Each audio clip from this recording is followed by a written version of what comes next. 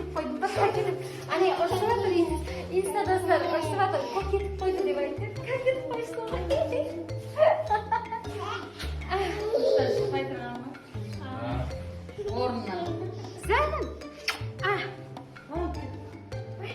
Geldi. Canım çıkmış benim. Canım.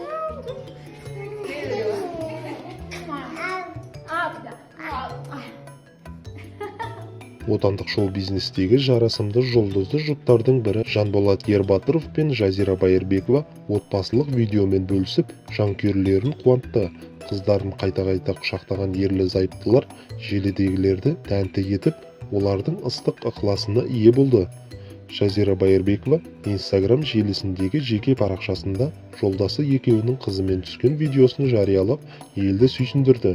Бейнежазбада жұлдызды жұптың перзентімен ойнап жатқанын көруге болады. Дара алдымен әкесінің, одан кейін анасының қолына барып, ата-анасын қайта-қайта құшақтай еркеледі.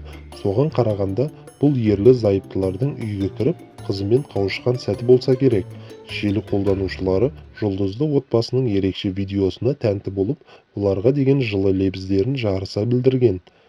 Қандай керемет сәт, көз тимесін, сондай үлгі тұтарлық отбасысыздар. Жанұяларыңыз махаббатқа толы екені көрініп тұр.